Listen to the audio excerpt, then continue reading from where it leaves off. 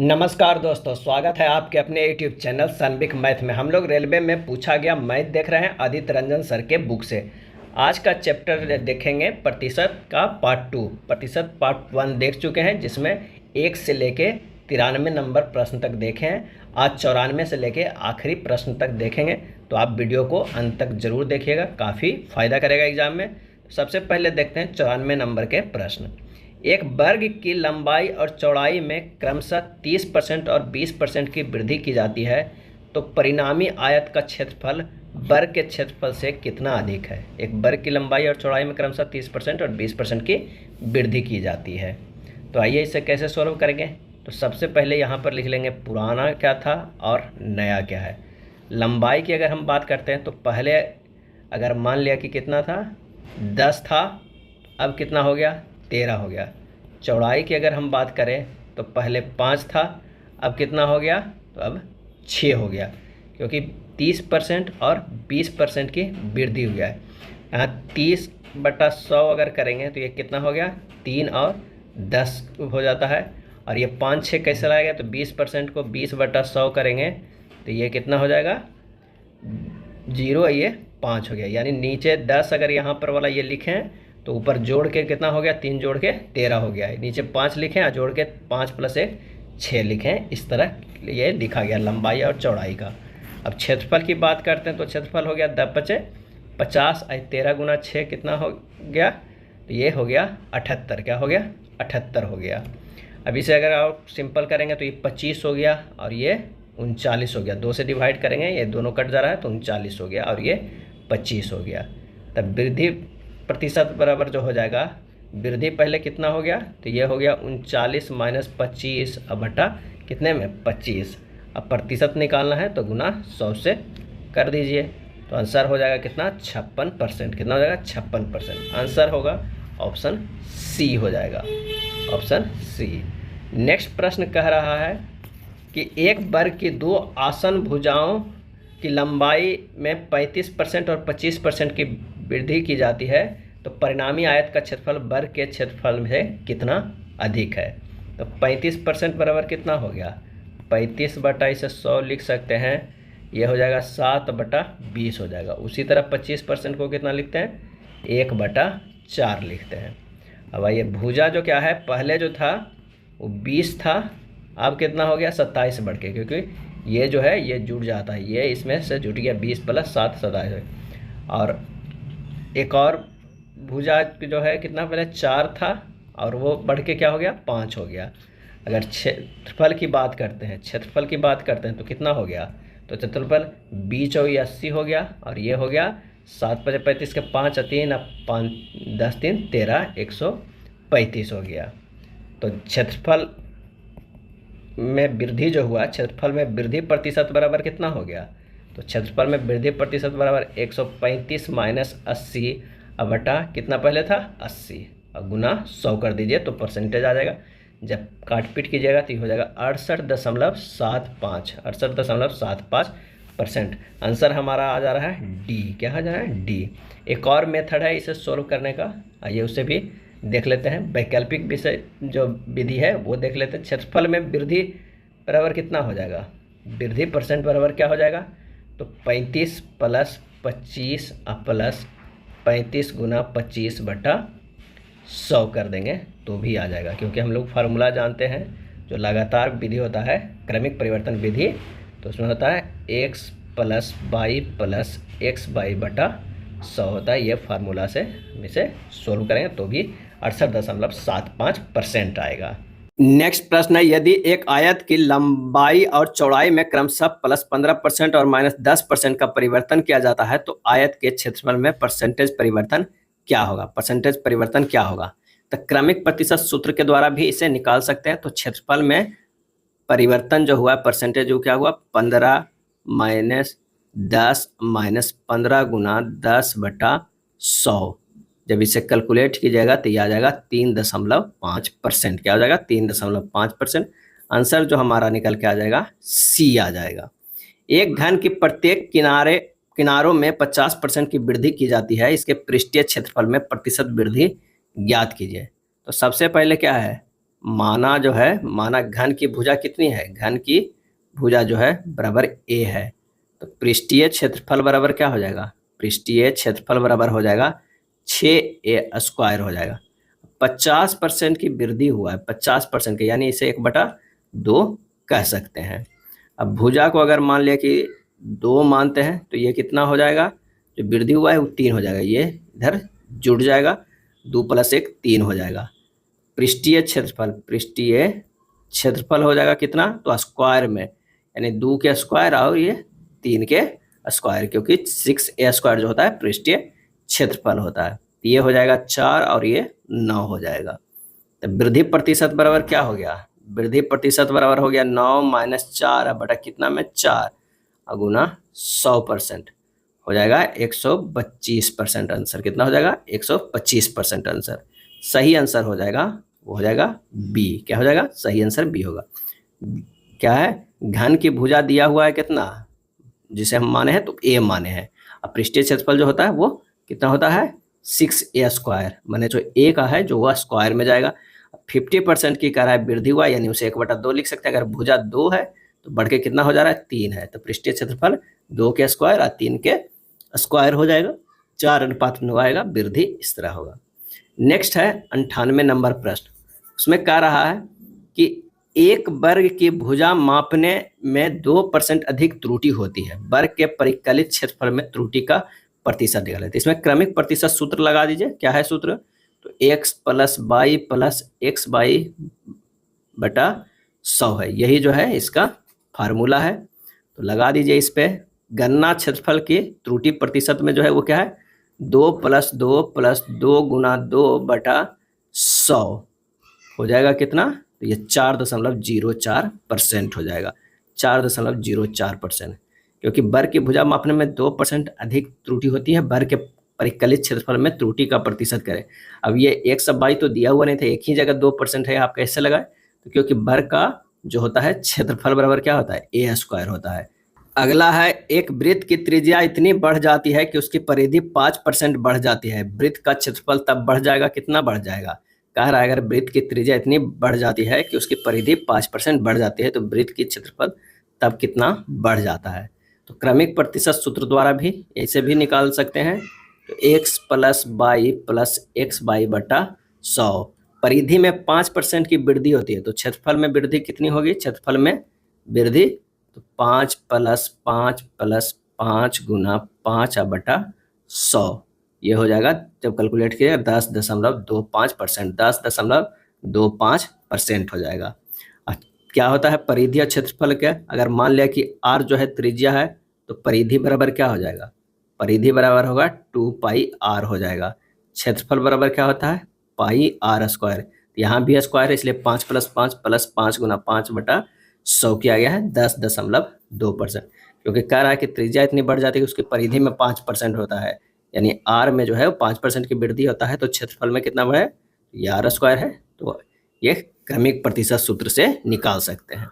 Next है, station master ने एक आयताकार डिजिटल बोर्ड की लंबाई 3% बढ़ाने और चौड़ाई जो है वो 3% घटाने का निर्णय लिया है। बोर्ड के क्षेत्रफल में होने वाला कुल परिवर्तन ज्ञात कीजिए।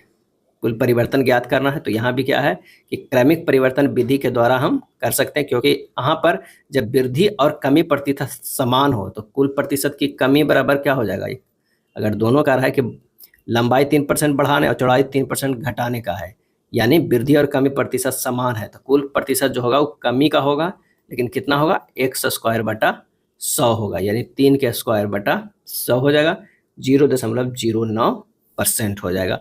आंसर हो जाएगा वो कमी में होगा, वो भी होगा 0.09%, आंसर डी हो जाएगा।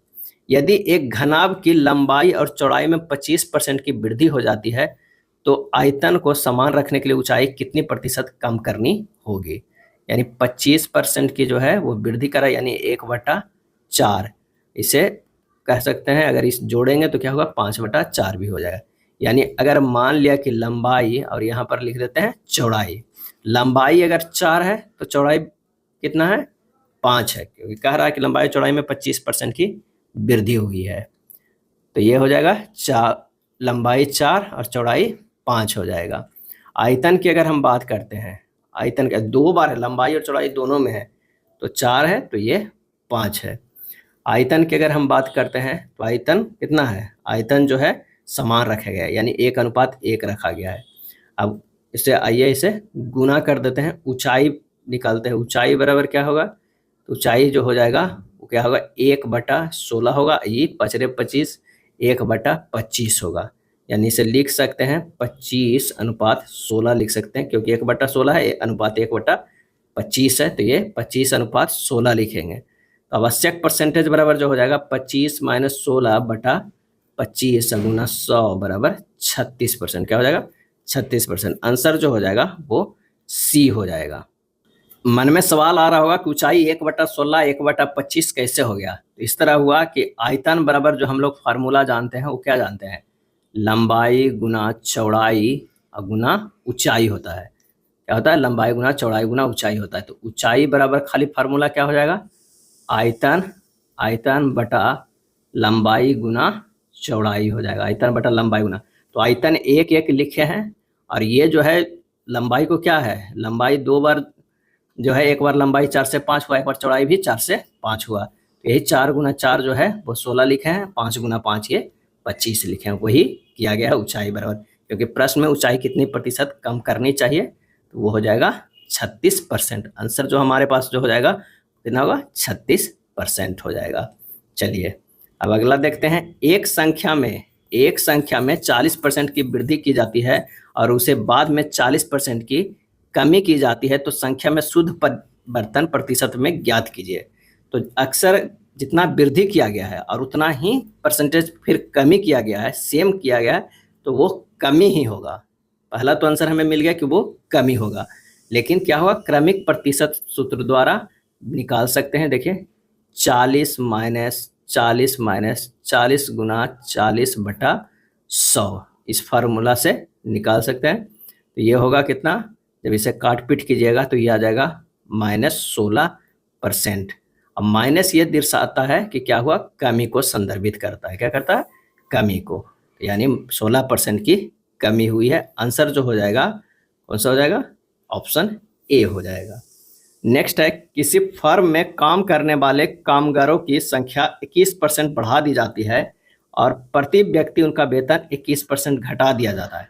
ऐसा करने से यदि वेतन के लिए व्यय की जाने वाली कुल राशि में x% की कमी होती है, x का जो है मान ज्ञात करना है। ये ध्यान रखिएगा, यहाँ पर जो है 21% बढ़ा दी जाती है, किसमें, कामगारों की संख्या, यानी आदमियों की संख्या बढ़ा दी जाती है, लेकिन प्रति व्यक्ति जो है वो सैलरी भी तो 21% घटा दिया जा रहा है, और जो व्यय करने में उसकी कुल राशि आ रही थी वो 1% की कमी होती है। तो x का मान जो है वो ज्ञात करना है।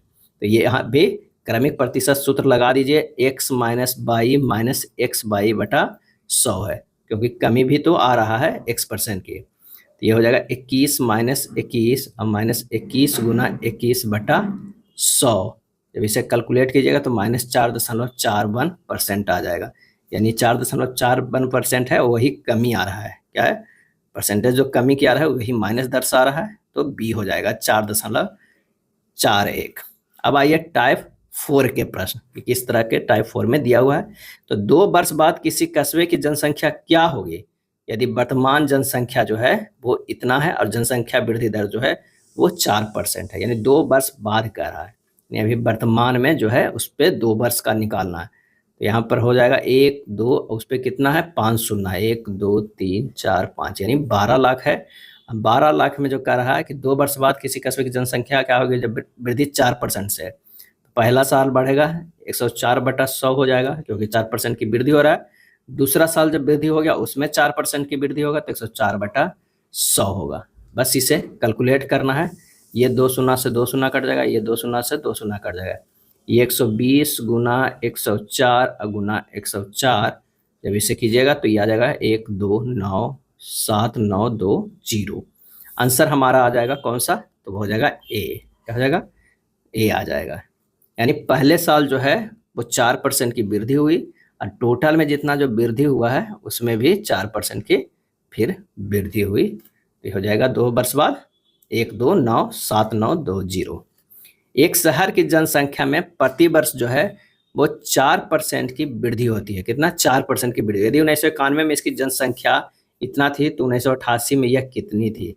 यानी जो है 91 में जनसंख्या बताया जा रहा है 1988 में, तो 1988 में से क्या होगा? 1989 गया, फिर 1990 हुआ और ये 1991 हुआ। 91 में जनसंख्या जो है हमारा दिया हुआ है और 4% की वृद्धि हो रहा है, 4% की वृद्धि हो रहा है।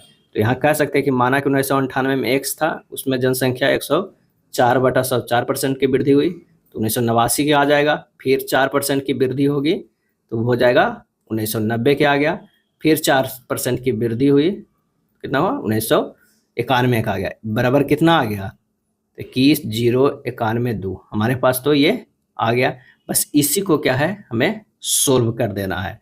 अगर इसी को सोल्व कीजिएगा तो x बराबर हो जाएगा 91,091,2 गुना 1 पर कितना? 6 शून्य, अब बटा 104 गुना 104 गुना 104 है। इससे क्या है, थोड़ा सा कैलकुलेशन लंबा जा जाएगा, थोड़ा ये कैलकुलेशन लंबा। और इसे सिंपल कैलकुलेशन करने का ना है तो 4% की वृद्धि होती है, तो 4% को हम लिख सकते हैं कितना? 4% को लिख सकते हैं 1/25 है। अब कह रहा है एक गुना क्या है? 25 1 26, 26/25 गुना 26/25 गुना 26/25 बराबर कितना हो जा रहा है? 21,091,2। सेम ही आया है, आप इसे भी काटते तो अपना ये करता 25 चौके 100 और 26 चौके 104, ये भी किया गया है। तो ये बस इसे कैलकुलेट कीजिएगा तब भी हमारा आंसर सेम ही आएगा। तो आंसर हो जाएगा 105 का कौन सा? बी हो जाएगा। क्या होगा? बी होगा। किसी गांव की जनसंख्या जो है वो 4 लाख थी। कितना थी? 4 लाख थी। इसमें पहले वर्ष में 20% की जो है वो वृद्धि हुई है और दूसरे वर्ष में 30% की वृद्धि हुई है। 2 वर्ष बाद इसकी जनसंख्या कितनी हो जाएगी? तो यहाँ सिंपल सी बात है कि 20% की वृद्धि अगर हुआ यानी 1/5 और 30% की वृद्धि हुआ यानी 3/10, इसे लिख सकते हैं। अब पहले वर्ष में अगर 5 था तो हो गया 6, दूसरे वर्ष में 10 था तो हो गया कितना? 13। इसे गुना कर दीजिए, ये 50 हो जाएगा, ये 78 हो जाएगा। अब 50 पहले था, इसका मतलब जो है ये कितना है? 4 लाख दिया हुआ, 1 2 3 4 5 हो जाएगा। 50 से 4 लाख भाग दीजिए कितना? 8,000 में ये कट जा रहा है, तो इससे भी गुना कर दीजिए 8,000 का। आंसर हमारे पास आ जाएगा कितना? 78 गुना 8,000 बराबर हो जाएगा 6,24,000 हो जाएगा, 6,24,000। तो 2 वर्षों में जनसंख्या कितना हो गया? 6,24,000 हो गया। या फिर इसी पुराना जो इससे पहले बना है उस मेथड से भी आप बना सकते हैं। अगर मान लिया कि ये 4 लाख था जनसंख्या, उसमें 20% की वृद्धि यानी 120/100 हो जाएगा, फिर वृद्धि क्या हुआ? 30% के 130/100 हो जाएगा। जो हमारा निकल के आएगा वही आंसर हो जाएगा। तो ये दूसरा मेथड है। आंसर निकल के जो आ जाएगा वो कितना आ जाएगा? बी आ जाएगा, 6,24,000।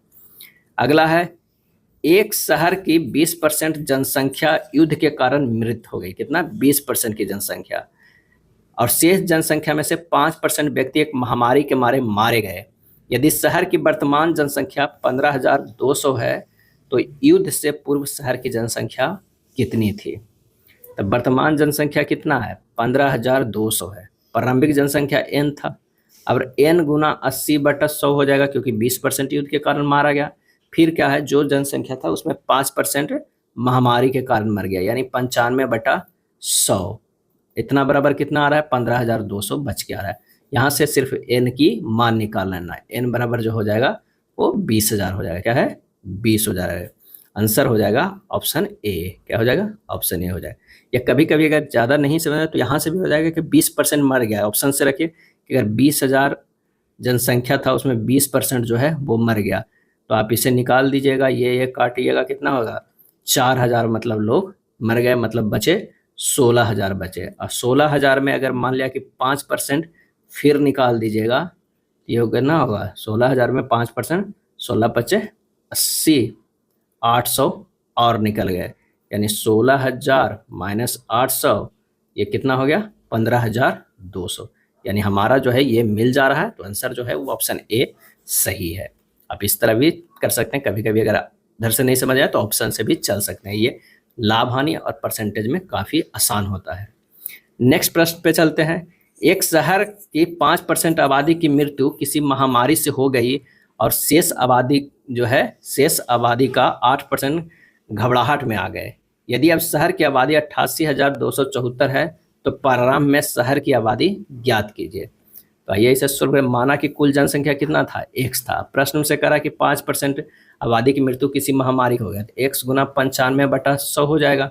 8% घबराहट में आ गया, तो 8% घबराहट में आ गया तो 92/100 हो जाएगा। अब दिया हुआ कितना बच रहा है, तो 88,274 है। बस इससे x का मान निकालना है। जब x के मान निकालिएगा तो आ जाएगा जो है 1,01,000 जनसंख्या आ जाएगा। कितना, 1,01,000।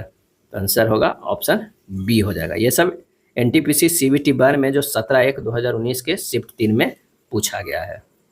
नेक्स्ट है, मोहन को पहले वर्ष में उसकी बिक्री राशि में 12% की वृद्धि और दूसरे वर्ष में 15% की वृद्धि प्राप्त होती है।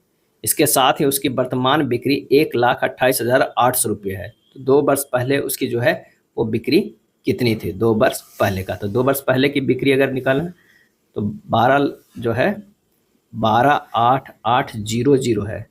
तो क्या है, 12% और 15% के जो है वृद्धि हुआ है 2 वर्ष पहले। तो सीधे इसके उलट के भी लिख सकते हैं, 100/112 गुना 100/115 बराबर कितना हो जाएगा, सोल्व कीजिएगा तो ये हो जाएगा 1 लाख हो जाएगा। कितना, 1 लाख आ जाएगा। एक और शून्य हो जाएगा, यहाँ पर 1 लाख आ जाएगा। बिक्री कितना, 1 लाख। आंसर हो जाएगा बी, 109 के बी हो जाएगा। कह रहा है कि पहले वर्ष में बिक्री की राशि 12% की वृद्धि है, दूसरे वर्ष में 15% की वृद्धि प्राप्त होती है। इसके साथ ही उसकी वर्तमान जो बिक्री है वो इतना रुपये है। 2 वर्ष पहले उसकी बिक्री कितना थी, इससे भी निकाल सकते हैं। x गुना 112/100 गुना कितना हो जाएगा, 115/100 बराबर दिया हुआ 128,800। उसी को ये लिखा गया है। अगर x बराबर निकालना है 128,800 को कर सकते हैं 100 बटा नीचे 112 हो जाएगा। ये करेंगे तो 100/115। यही किया गया है जो ऊपर में किया गया, जो पहले मेथड से करते आ रहे हैं। बस एक बार 12% की वृद्धि हुई है, दूसरे बार में 15% की वृद्धि हुई। वृद्धि होने के बाद उस साल का ये दिया हुआ है बिक्री। नेक्स्ट है, अरविंद 25,000 रुपये का निवेश करके एक चाय की दुकान खोलता है। वह इस राशि का 30% साज सज्जा पर और 20% दुकान के लिए अन्य आवश्यक सामग्री खरीदने पर खर्च करता है। उसकी दुकान के लिए शेष सामग्री खरीदने के लिए उसके पास कितनी राशि बची है। 25,000 रुपया ही वो निवेश करता है। तो सिंपल सा है, आइए इसे सोल्व करते हैं कि साज सज्जा पर 30% और अन्य पे कितना 20% खर्च करता है, यानी 50% जो खर्च करता है और शेष 50% राशि जो है वो बचा लेता है। तो 25,000 के 50% कितना हो जाएगा, 50/100 कैलकुलेट कीजिएगा 12,500 रुपया। तो आंसर हो जाएगा 12,500, ऑप्शन ए हो जाएगा। संयोग को पॉकेट मनी के रूप में एक निश्चित राशि मिलती है। वह 20% किताब खरीदने पर और शेष का 25% स्टेशनरी खरीदने पर खर्च करता है। शेष का 20% किताब खरीदने में और शेष का 25% स्टेशनरी खरीदने पर खर्च करता है। जो बचा है उसका 10% गरीबों को दान के रूप में दे देता है। शेष वह मिठाई आदि खरीदने के लिए उपयोग करता है और यह 13.50 रुपया आता है। उसका पॉकेट मनी क्या था, जो मिठाई और शेष है आदि खरीदने के लिए वो 13.5 रुपया के खरीदता है। तो उसका पॉकेट मनी क्या है। इस प्रश्न को किस तरह बनाएंगे, माना कि जो है उसे कितना 100 रुपया है, उसके पास कितना है 100 रुपया है। अब 20% की किताब खरीदने में बर्बाद कर दिया 20%, अब कितना बच गया 80 रुपया। 80 पर करा है 25% जो है वो स्टेशनरी खरीदने पर बर्बाद कर दिया। अब उसके पास शेष कितना बच गया, तो अब शेष बच गया यानी 20 रुपया ये खर्चा कर दिया। अब पहले भी 20 किया, अब हो गया 80% कितना हो गया 25%, 20 रुपया ही हुआ। तो अब बच गया उसके पास 60 रुपया। अब 60 रुपया में वो 10% वो गरीबों को दे देता है, गरीबों को दान के रूप में दे देता है, यानी 6 रुपया दान में दे देता है। तो 60 - 6 कितना हो गया 56 रुपया।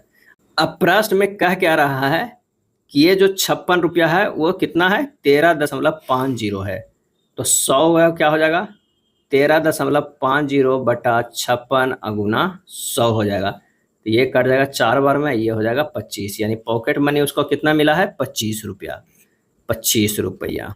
नेक्स्ट है, मनीष अपने वेतन का 30% भाग अपनी माता को देता है। 30%, मान लिया कि अगर वेतन कितना है 100 रुपया है तो उसका 30% जो है अपनी माता को देता है, यानी 30 रुपया देता है। अब उसके पास कितना बचा, 70 रुपया बचा, 70 रुपया। शेष वेतन का 40% भाग हुआ बीमा योजना एवं भविष्य निधि में क्रमशः 4:3 के अनुपात में निवेश करता है। यानी 70 का जो है वो 40% निवेश करता है, 7 कितना हो जाएगा, 28 रुपया। 28 में भी वो बीमा अवधि के देता है 4:3 के अनुपात में। तो 4:3 जो 7 होगा, 7 28, 416 रुपया जो है वो बीमा में लगाता है और पीपीएफ में कितना लगाता है, 12 लगाता है। चलिए अब यहाँ तो निकल कर आ गया यहाँ तक। अनुपात में निवेश करता है, वह शेष वेतन वह अपने बैंक खातों में जमा करता है। यदि उसके द्वारा अपनी माता को दी गई धनराशि एवं बीमा योजना में निवेशित धनराशि का अंतर 6300 रुपया है तो मनीष का वेतन क्या है। यानी जो है उसके द्वारा माता दी गई धनराशि और बीमा योजना में निवेशित जो है धनराशि की अंतर जो है वो कितना है, 63 रुपया है। तो बीमा में कितना करता है, बीमा में 16 रुपया करता है और माता को कितना देता है, 30 रुपया। तो अंतर कितना हो गया, 30 माइनस 16 बराबर कितना, 14। इसको इकाई में मान लीजिए क्योंकि ये दिया हुआ है। 14 इकाई बराबर कितना है, 6300। पूरा वेतन निकालने के लिए क्या है, 100 इकाई करना होगा। तो 6300 बटा 14 गुना 100 बराबर हो जाएगा 45,000 रुपये। क्या है, 45,000 रुपये। आंसर जो हो जाएगा ऑप्शन 112 के डी हो जाएगा। क्या है, 45,000 रुपया उसका जो है वो सैलरी है। पहले ये 100 रुपया है, उसका 30% माता को देता है, यानी 30 रुपया बचता है। 30 रुपया देता है, 30 अब बचा कितना है उसके पास, 70। 70 में वो 40% लगा देता है, 70 गुना 40 बटा 100 यानी 28 रुपया वो पूरा जो है बीमा और भविष्य निधि में कितना, 4:3 के रेशियो में, यानी 16 रुपया बीमा में और भविष्य निधि में 12 रुपया। अगला है एक फैक्ट्री में बनने वाले खिलौनों में 20% दोषपूर्ण थे और शेष खिलौनों में से 25% खिलौने क्षतिग्रस्त थे।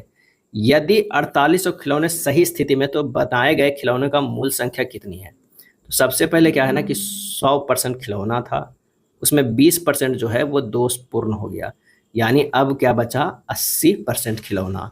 अब कह रहा है शेष खिलौनों में से 25% खिलौने क्षतिग्रस्त होंगे। शेष में 80 का 25% निकालना है। तो जब इसे निकालिएगा तो जो हमारे पास होगा वो कितना होगा, 20 होगा। यानी 20% तो ऑलरेडी जो है क्षतिग्रस्त है, तो 80 में से 20 घटा देंगे तो बचेगा कितना, 60। तो इसको इकाई मान लीजिए। ये 100 इकाई परसेंट से नहीं चलिए, 100 इकाई चलिए तो आसान होगा। 100 इकाई था, उसमें 20% क्षतिग्रस्त हुआ, बचा 80। 80 में 25% अरे दोषपूर्ण था और 25% क्षतिग्रस्त था, तो अब बचा 60 इकाई। 60 इकाई बराबर हमारे पास दिया हुआ है कितना, 4800 खिलौने सही है, यानी 4800 है। तो बनाए गए खिलौने की मूल संख्या, तो 100 इकाई बराबर कितना हो जाएगा, 4800 बटा 60 गुना 100 हो जाएगा। जब इसे काट पीट कीजिएगा तो आंसर जो हमारा निकल के आ जाएगा वो कितना आ जाएगा, वो निकल गया 8000 आ जाएगा। कितना, 8000 आ जाएगा। इसे एक और मेथड से निकाल सकते हैं। माना कि जो खिलौना निकला था मूल बन के वो X निकला था, उसमें 20% क्षतिग्रस्त हो गया, यानी 80 बटा 100 ही बचा। उसके बाद करा कि 25% खिलौने क्षतिग्रस्त हो गए, तो ये 25% फिर कर दिएगा 75 बटा 100। अब बराबर जो है वो कितना के बराबर हो गया, यानी वो 4500। अब जो बन के आया बचा वो 4800 बचा। तो इतना बराबर 4800 कीजिए, उसके बाद इसे सोल्व कीजिएगा तो एक्स का जो मान निकलेगा वो निकलेगा 8000। क्या है, 8000 ही निकलेगा। चलिए अगले प्रश्न पे चलते हैं। अगला प्रश्न कह रहा है कि बिजली के बल्बों की एक खेप में 4% ट्रस्ट के गए और शेष में से 25% जो है दोषपूर्ण पाए गए। यदि टूटे और खराब बल्बों की कुल संख्या 112 है तो खेप में बल्बों की संख्या ज्ञात कीजिए। 4% जो वो है वो टूट गए, 4% टूट गए, तो अब बचा कितना, 96% बचा। शेष का 25% दोषपूर्ण पाया गया है, यानी 96 के 25 बटा 100 जो हो जाएगा वो कितना हो जाएगा, तो ये हो जाएगा 24। क्या हो जाएगा, 24। यानी हमारे पास जो है 96 में से अगर 24 घटा देते हैं तो कितना हो जाएगा, 82 और 72 हो जाएगा। 72% जो है वो सही है। लेकिन कह रहा है 25% दोषपूर्ण गया, ये तो 72 हो गया। कुल खराब जो टूटे और खराब बल्ब है सब मिला के कुल संख्या दिया हुआ है कितना, 112 जो है वो दिया हुआ है।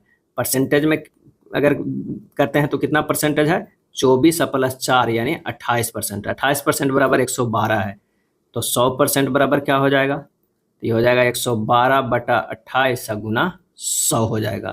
तो आंसर हो जाएगा कितना, 400। क्या हो जाएगा, सी 400। या चेक भी इसे कर सकते हैं कि हमारा ये सही है कि नहीं। पहले क्या 4% टूट गया, 400 के 4% अगर टूट जाएगा तो 16 बल्ब टूट गया, 16 बल्ब टूट गया, इसका मतलब है कि 300 जो है 84 बल्ब बचा, उसमें 25% जो है वो दोषपूर्ण पाया गया, दोषपूर्ण पाया गया, गुना 25/100 करके जो निकालिएगा तो बाकी जो बचेगा उस तरह से, तो ये हो जाएगा 400। क्या हो जाएगा? 400 आंसर हो जाएगा कौन सा? 4।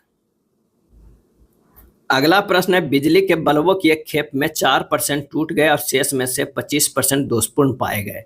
यदि टूटे और खराब बल्बों की कुल संख्या 112 है तो खेप में बल्बों की संख्या ज्ञात कीजिए। तो पहले क्या था? 100 था, 100%।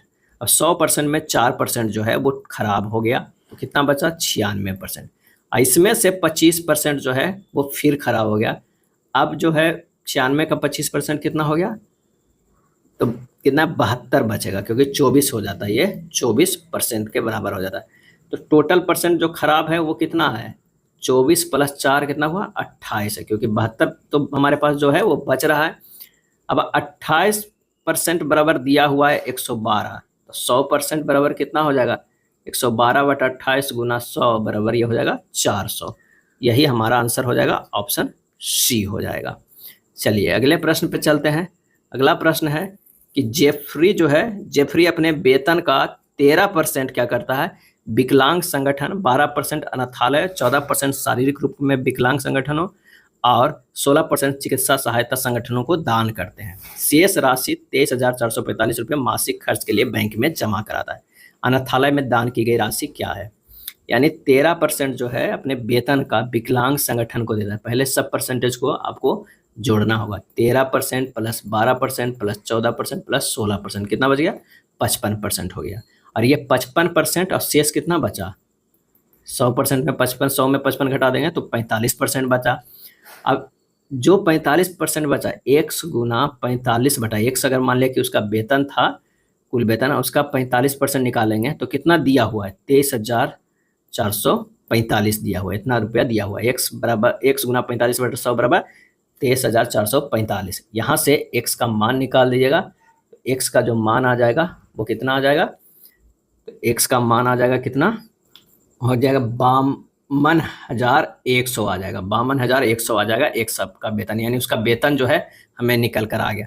प्रश्न में कह रहा है अनाथालय में दान की गई राशि कितना है? तो अनाथालय में जो है वो 12% है। कितना अनाथालय में? 12%। तो 52,100 गुना 12/100 जब निकालिएगा तो आंसर हो जाएगा 6252 रुपया। क्या हो जाएगा? 6252 रुपया। आंसर हो जाएगा ऑप्शन बी। मीनाक्षी अपने मासिक वेतन का औसतन 10% खरीदारी, रेस्तरां और मॉल जाने पर खर्च करता है, 10%। अब बाकी 80% उसके घर के खर्च पर खर्च किए जाते हैं। और 10% की बचत होती है। क्या होती है? 10% की बचत होती है। यदि मासिक गृह व्यय जो है 48,000 रुपया है तो मासिक आय क्या हो जाएगा? यानी 80% जो घर के लिए खर्चा करता है वो 48,000 रुपया के बराबर है। कितने के बराबर है? 48,000 के। तो 100% बराबर कितना हो जाएगा? तो सिंपल सा है, 100% जो हो जाएगा वो 60,000 के बराबर हो जाएगा। कितना? 60,000 के बराबर होगा। तो आंसर हो जाएगा ऑप्शन ए, 116 के जो है वो ए होगा।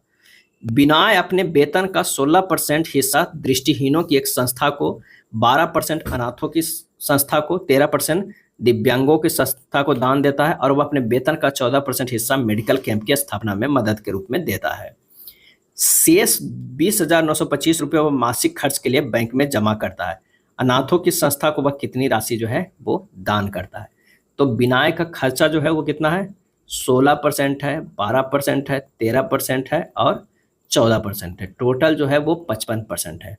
शेष कितना राशि बचा? शेष बचा 45%। क्या है? 45%। अब 45% जो उसके पास बचा वो मासिक खर्चा के रख लिया, वो कितना है? 20,925 के बराबर है। तो 100% बराबर कितना हो जाएगा? 100% बराबर हो जाएगा, आप निकाल सकते हैं, 20,925 बटा 100, अति बटा 100 नहीं होगा, बटा 45 गुना 100 हो जाएगा। तो हमारा जो है वो उसका 100% निकल जाएगा। अब अनाथों के दान कितने कर रहे हैं? तो 12% अनाथों की संख्या को दान किया जा रहा है। कितना किया जा रहा है? दान किया जा रहा है। तो हो जाएगा कितना? 20,925 100 बटा 45 में जो है वो 12% दान किया जा रहा है। 12/100 100, ये 100 काट दीजिए, ये इस तरह। जब इसे सोल्व कीजिएगा तो हमारा आ जाएगा कितना, 5580 रुपया। क्या है, 5580 रुपया। सही जवाब हो जाएगा ऑप्शन ए हो जाएगा। बस थोड़ा सा काटने में समय लगेगा, बाकी क्वेश्चन बहुत ही ईजी है। नेक्स्ट है, मार्क अपने वेतन का 14% हिस्सा दृष्टिहीनों को, एक संस्था को, 16% अनाथों की संस्था को, 12% दिव्यांगों को और अपने वेतन का 13% मेडिकल कैंप की स्थापना में करता है। शेष इतना रुपया मासिक खर्चा के लिए जमा करता है। दोनों एक जैसा ही प्रश्न पूछा गया था। तो सबसे पहले तो क्या है, कुल खर्चा जोड़ लेंगे। कुल खर्चा बराबर जो होगा वो कितना होगा, तो वो होगा 14 प्लस कितना होगा, 16 प्लस 12 प्लस 13 बराबर ये भी आएगा कितना, 55% आएगा। शेष बचेगा वो कितना बचा है, 45%। तो 45% बराबर दिया हुआ है 24,570। तो 1% भी निकाल लीजिए ताकि आसान हो जाएगा। तो ये 546 आ जाएगा। अब 12% पूछ रहा है खर्चा करता है किस पे, तो वो दिव्यांगों की संस्था पर वही पूछ रहा है। तो 546 गुना 12 कीजिए, आंसर हो जाएगा 6552 रुपया। तो सही जवाब हो जाएगा 6552 रुपया, ऑप्शन सी हो जाएगा। नेक्स्ट है, मार्टिन अपने वेतन का 13% अंधों की संस्था को, 12% अनाथों को, 14% जीव को। सेम प्रश्न वो दिया है, मासिक खर्च के लिए बैंक में जमा करते हुए अनाथों को कितना दान देता है। सेम पिछले जैसा जो दो प्रश्न है उसी के अनुसार है।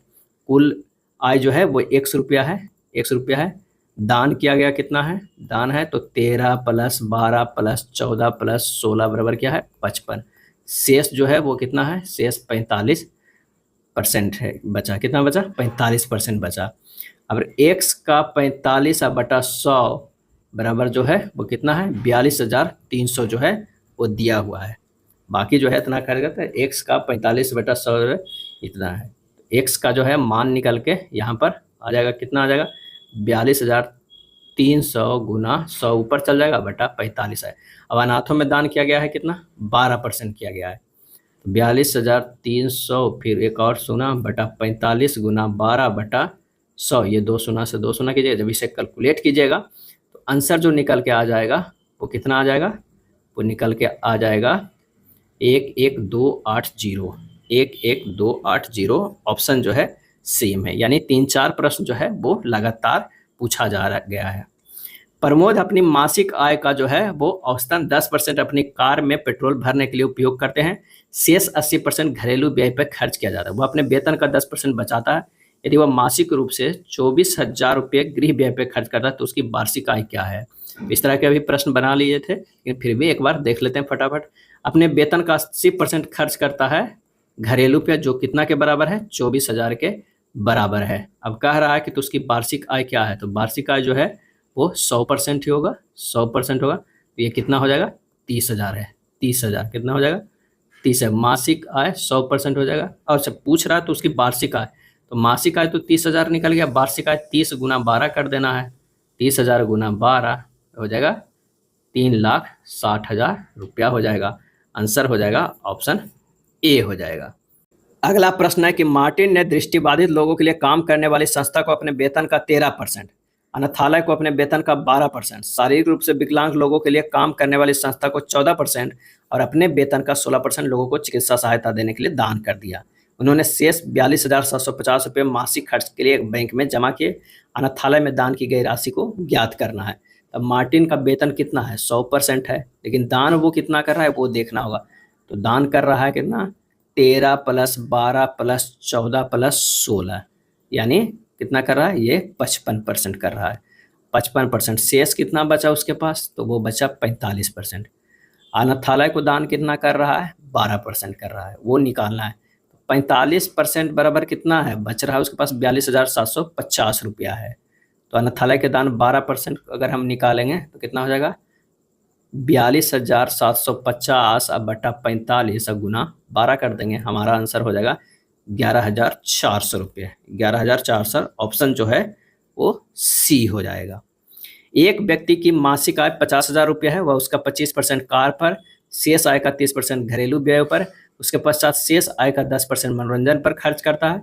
वह अपनी आय के शेष बाकी बचत करता है। उक्त आंकड़ों को सभी 12 महीनों के लिए समान मानते हुए वह व्यक्ति प्रतिवर्ष कितना बचत करता है। पहले मासिक पे निकालिए तभी होगा। तो पहले तो वार्षिक आय कितना है, मासिक आय कितना है, 50,000 रुपया है।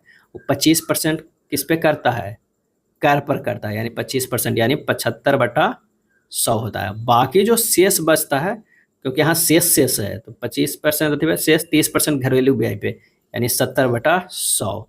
फिर 10% मनोरंजन पे, ये होगा 90/100। उसके बाद क्या है, शेष भाग को बचत करना, इतना उक्त आंकड़ों को सभी 12 महीनों के लिए करना, यानी वार्षिक है तो सिंपल है, सबको 12 से गुना कर दीजिए। और सब गुना में है, ब्रैकेट में देके भी कर सकते हैं, लेकिन ये तो गुना में है तो चलेगा, 12 से गुना कर दिए।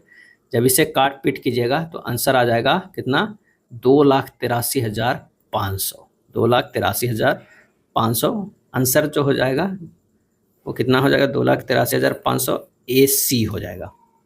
चलिए अब आइए अगले टाइप के प्रश्न, टाइप 5 का। जब एक पत्रिका का मूल्य 10% घटाया गया तो उसकी बिक्री में 30% की वृद्धि हुई, कुल राजस्व में खाली स्थान होगी। पहले क्या था, मूल्य जो है वो 100 रुपया, अब क्या कर दिया गया, 90 रुपया कर दिया गया। बिक्री जो था पहले 100 था, अब बिक्री कितना हो गया, 130 हो गया। गुना करेंगे दोनों को, इस तरह के प्रश्न को इसी तरह गुना करेंगे, ऐसे गुना करेंगे तो हो जाएगा 11,700।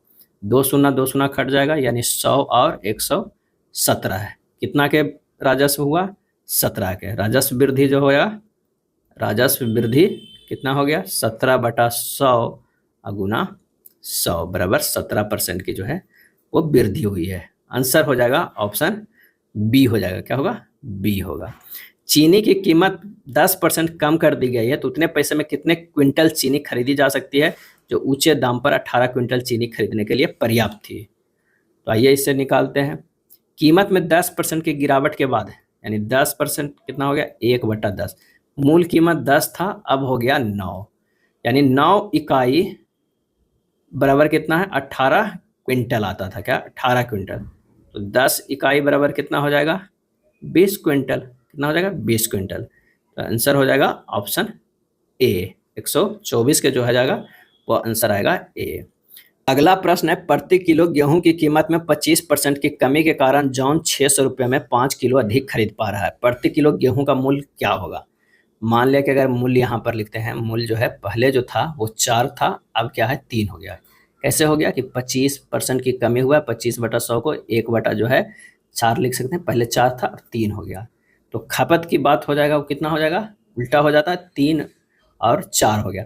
इन दोनों के जो डिफरेंस है वो कितना है, 1 का है। 1 बराबर 5 किलो हो गया।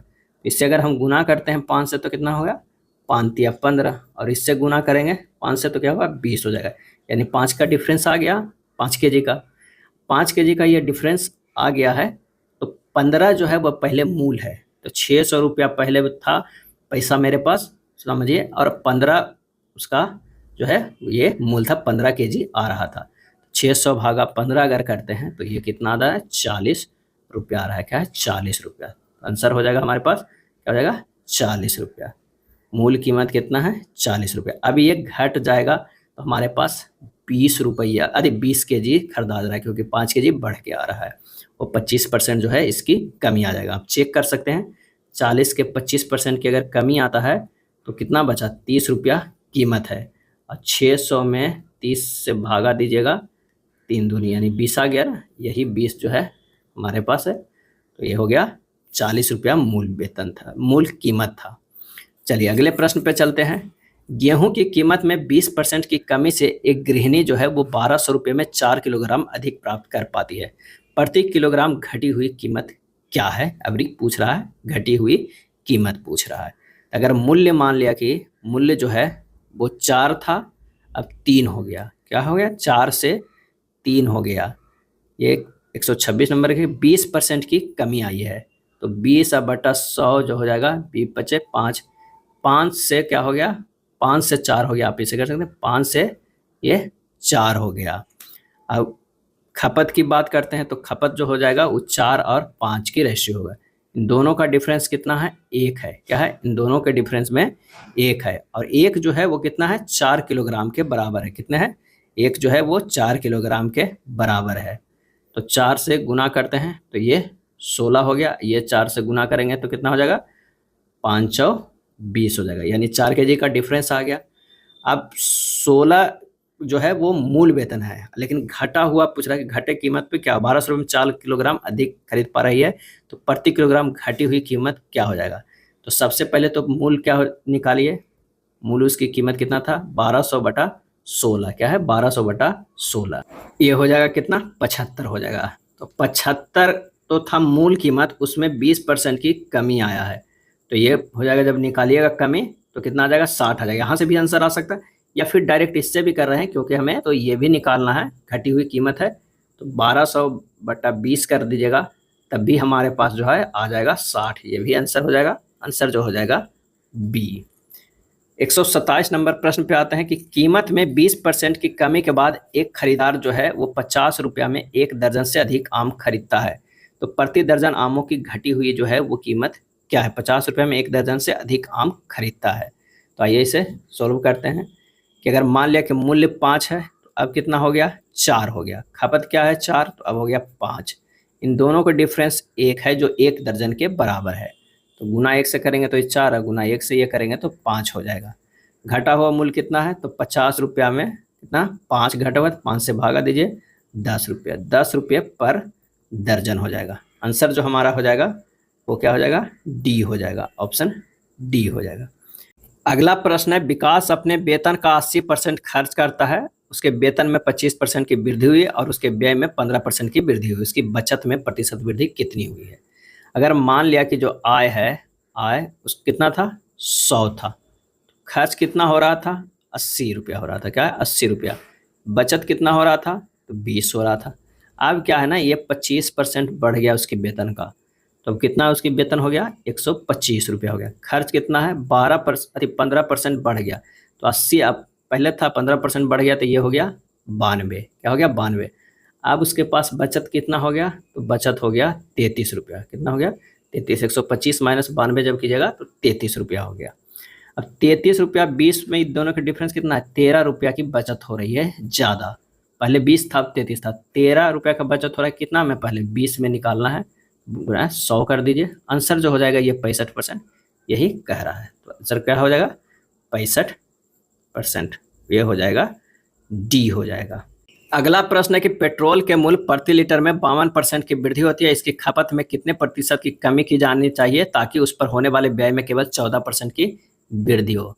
यानी पहले जो था वो 100 था, अब जो है 152 रुपया मूल्य हो गया, व्यय करना है मात्र 114 रुपये, क्योंकि 14% की वृद्धि करना है। दोनों का जो है अंतर वो कितना है, वो 38 है, तो वृद्धि कितना हो गया, वृद्धि परसेंट बराबर हो जाएगा 38/152, 38/152 गुना 100 बराबर क्या हो जाएगा 25%, क्या हो जाएगा। तो ये वृद्धि मतलब कमी कितना करना है, तो क्या है 25% की कमी करना है। आंसर हमारे पास हो जाएगा सी हो जाएगा। नेक्स्ट प्रश्न है टाइप 6 का, एक छात्र ने किसी परीक्षा में 65% अंक प्राप्त किए, परंतु ये अर्हता अंकों से 20 अंक कम थे। दूसरे छात्रों ने उसी परीक्षा में 80% अंक प्राप्त किया और ये अंक अर्हता अंकों से 10 अधिक थे, तो परीक्षा में कुल अंक जो है वो क्या थे। माना कि कुल अंक जो है वो क्या है x है, पहले छात्र का अंक कितना है, तो वो है x गुना 65/100 प्लस 20। अगर ये कहेंगे तो वो पहले छात्र की योग्यता अंक होगा, अगर पास होता तो अर्हता अंकों से 20% कम है, तो यह अर्हता अंक कितना होना इतना है। और दूसरे छात्र को क्या होगा x गुना 80/100, ये 10 नंबर ज़्यादा लाता है तो -10 कर देंगे। अब ये जो है वो दोनों बराबर है, ये इक्वेशन 1 और इक्वेशन 2 है जो दोनों बराबर है। यहाँ से जब हम हल करेंगे तो हमारा क्या है x का मान निकल कर आ जाएगा, कितना आ जाएगा x बराबर 200 आ जाएगा, कितना 200।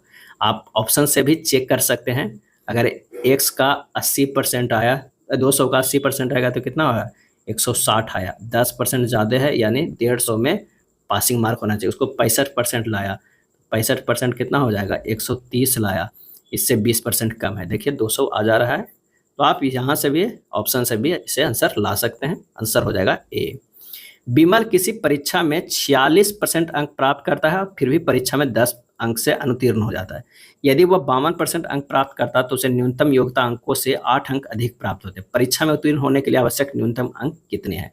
सेम उसी तरह के जो है ये प्रश्न है, आइए इसे करते हैं। 52 - 46% दो में है तो हमारे पास जो हो जाएगा 52 माइनस 46 तो कितना हो जाएगा, वो 18 के बराबर हो जाएगा। क्यों? क्योंकि 10 अंक पहले कम था और 8 अंक अब ज़्यादा लग गया तो 18 हो गया। तो 6% बराबर कितना है, 18। तो 100% बराबर कितना हो जाएगा, तो ये हो जाएगा 30 हो जाएगा। कितना हो जाएगा, 30 माने 300 हो जाएगा। अब न्यूनतम पास अंक है कि न्यूनतम अंक कितने थे परीक्षा में उत्तीर्ण होने के लिए, कितने अंक थे न्यूनतम। तो 300 गुना 46/100 निकाल देंगे और 10 नंबर से वो फेल हो गया था तो वो 10 नंबर जोड़ देंगे तो हमारे पास जो निकल के आएगा यही 148 आएगा। ये आंसर हो जाएगा, क्या है, 48। 148 सी हो जाएगा। जय को एक परीक्षा में 45% अंक प्राप्त हुए और वह 18 अंकों से अनुत्तीर्ण हो गया। यदि वह 65% अंक प्राप्त किए होते तो उसे परीक्षा में उत्तीर्ण करने के लिए आवश्यक न्यूनतम अंकों से 6 अंक अधिक मिलते। उस परीक्षा में कोई कितने अधिकतम अंक प्राप्त कर सकता था, यानी फुल मार्क्स जो है इसमें पूछ रहा है। यहाँ भी इस तरह से बना दीजिए, 65 माइनस 45 जो हो जाएगा कितना हो जाएगा, 18 प्लस 6 हो जाएगा, यानी 20% बराबर हो जाएगा 24। तो 100% बराबर क्या हो जाएगा, 120 हो जाएगा। आंसर हमारे पास जो हो जाएगा वो सी हो जाएगा। अगला प्रश्न है कि एक चुनाव में केवल 2 उम्मीदवार थे। विजयी उम्मीदवारों को कुल मतों के 48% मत प्राप्त हुए। उसके विरोधी उम्मीदवार को 6800 मत प्राप्त हुए, जो कुल मतों के 34% के बराबर है। कुछ मत अमान्य थे। विजयी उम्मीदवार कितने मतों से जीता है ये पूछ रहा है, और अमान्य मतों की संख्या क्रमशः क्या होगी ये दो पूछ रहा है। तो सबसे पहले अगर मान लिया कि 100% जो है वो मत था, जिसमें एक को पड़ा है 48% और एक को पड़ा है कितना, 34%। और 34% जो है वो दिया हुआ है कितने के बराबर, 6800 के बराबर।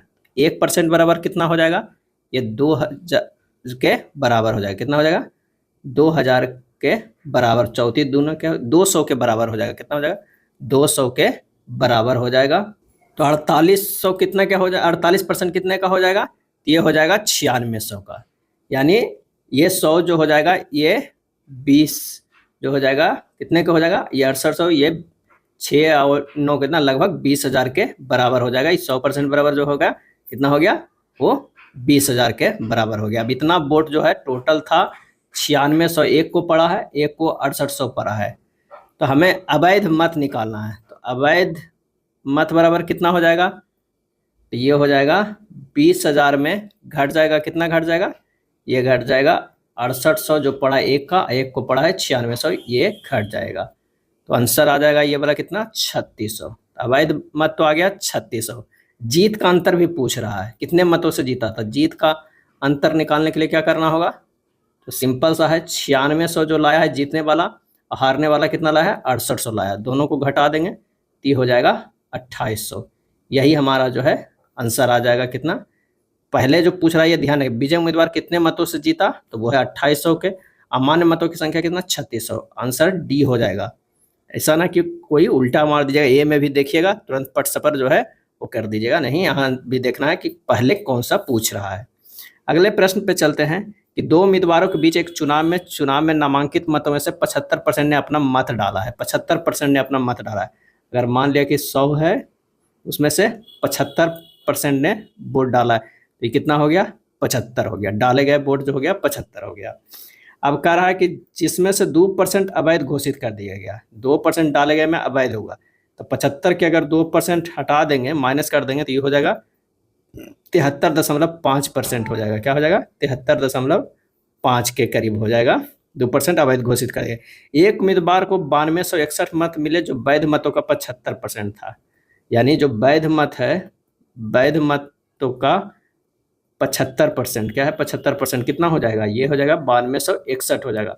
वैध मतों का 75% 9261 हो जाएगा। तो कुल वैध मत कितना हो जाएगा, कुल वैध मत जो हो जाएगा वो हो जाएगा 9261/75 गुना 100, यानी 12,348। 12,348 तो कुल जो है वो वैध मत आया है, इतना जो है वो पड़ा है। प्रश्न में क्या कह रहा है कि उस चुनाव में नामांकित वोटों की कुल संख्या कितनी थी। तो ये 73.5 जो है वो कितना के बराबर है, 12,348 के, क्योंकि यही तो हमारे पास जो है कुल वैध मत है, क्योंकि 2% तो वो ये हो गया है, अवैध ही घोषित हो गया था, और 75% पड़ा ही था। तो 73.5 बराबर इतना है, तो इसमें से 100 में निकालना है, तो ये हो जाएगा कितना, 12,348/73.5 गुना 100 बराबर हो जाएगा 16,800, 16,800। आंसर जो हो जाएगा वो कितना हो जाएगा, ए जो हो जाएगा आंसर हो जाएगा। एक और विधि भी है, उससे भी आप बना सकते हैं कि अगर कुल मत बराबर कितना हो जाएगा, कुल मत बराबर x मान लीजिए, माना कि कुल मत बराबर x है, तो x गुना 75/100 इतना पड़ा, लेकिन हुआ कितना 98, 2% जो है उसका वो खत्म हो गया, अवैध हो गया, तो 98/100 हो गया। और उसमें से क्या है कि एक को जो है 75% इसमें से वोट जो पड़ा है वो बराबर है कितना, 9261 का। इससे x निकाल दीजिएगा, हमारा आंसर आ जाएगा 16,800 आ जाएगा। अगला प्रश्न है कि एक चुनाव में वोट देने के हकदार 90% लोगों ने अपना मत डाला, डाले गए 80% वोट वैध थे, विजेता को 60% वोट वैध मिले। यदि विजेता को 64,800 वोट मिले तो वोट देने के हकदार लोगों की संख्या क्या थी।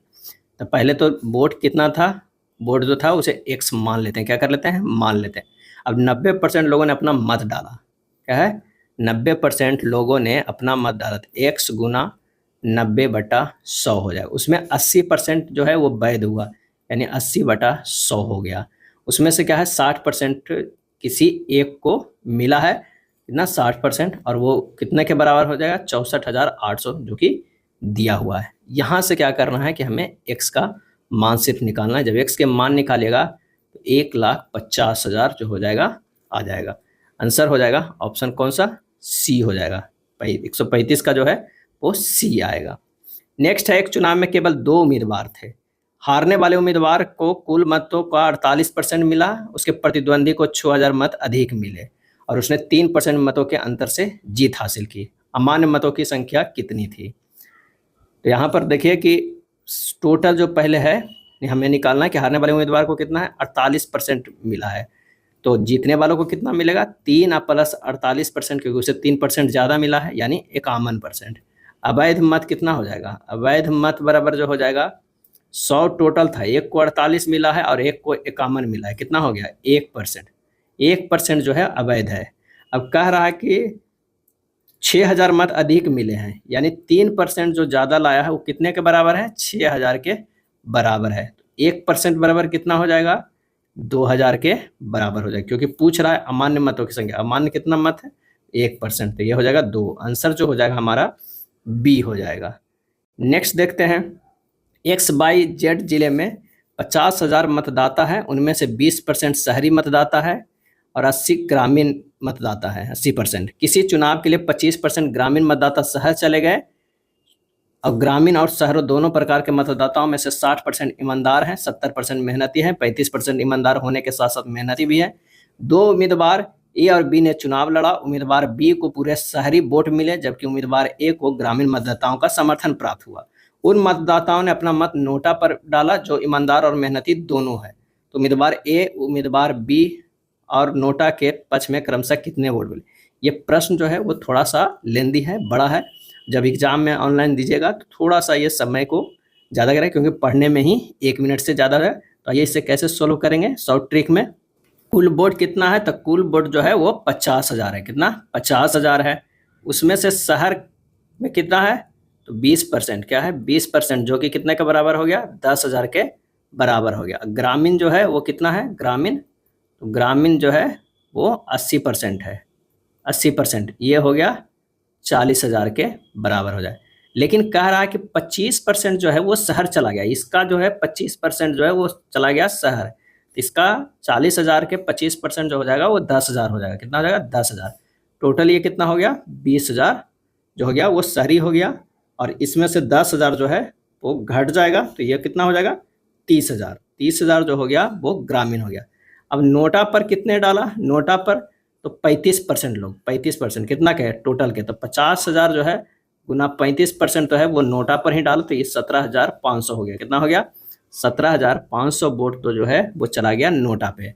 अब जो होगा वो उम्मीदवार ए का वोट कितना होगा, ए का वोट कितना होगा, तो जो 30,000 है उसका 65% होगा, क्योंकि 35% तो नोटा पे ही चला गया, तो ये हो जाएगा 19,500 हो जाएगा।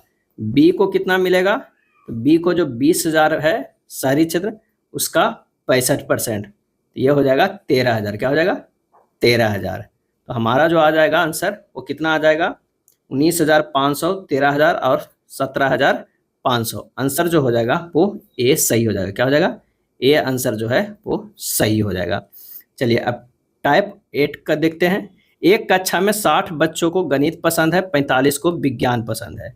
60 को गणित है और 45 को विज्ञान है, और 25 को गणित और विज्ञान दोनों पसंद है। ऐसे कितने प्रतिशत बच्चे हैं जिन्हें कम से कम एक विषय तो जो है वो पसंद है? तो 60 बच्चे को गणित पसंद है। गणित कितने हैं बच्चे को है? तो ये 60 है। और कितने बच्चे को जो है वो विज्ञान है? 45 बच्चे को। क्या है? 45 बच्चे को जो है वो विज्ञान पसंद है। 45 को विज्ञान पसंद है। 25 को गणित और विज्ञान दोनों है। 25 है जो, ये दोनों है। तो इस 60 में से 25 घट जाएगा पहले, तो कितना हो जाएगा? 60 माइनस 25 जो ये हो गया, कितना हो गया? 35%। 35 पर जो हो गया, ये किसे है? गणित ओनली पसंद है। अब 45 में से 25 घटा देंगे तो कितना हो जाएगा? ये हो जाएगा 20%, जो ओनली क्या है वो विज्ञान पसंद है। ये विज्ञान हो गया और ये गणित हो गया, और बीच वाला जो है वो दोनों। अब ऐसे बच्चे जिन्हें केवल गणित पसंद है तो कितने हो जाए? 35% है। तो कह रहा है कितने प्रतिशत बच्चे हैं जिन्हें कम से कम एक विषय जो पसंद है? तो 35% जो एक विषय वो गणित है, और 20% बच्चों जो है वो विज्ञान है। तो 5 और ये 5 55 हो जाएगा। आंसर जो हमारा आ जाएगा कितना हो जाएगा? 55% हो जाएगा। क्या हो जाएगा? 55% हो जाएगा। जिनको क्या है, ऐसे कितने बच्चे हैं जिनमें कम से कम एक विषय पसंद है? तो 55% बच्चे जिससे कम से कम एक विषय, यानी 2 विषय भी पसंद हो सकता है। तो ये तो 55 हो गया कि एक विषय करने पसंद होने वाला। और कम से कम प्रश्न में पूछ रहा है, तो ये हो जाएगा 55 प्लस ये जो 2 पसंद है वो जुड़ जाएगा। तो कितना हो गया?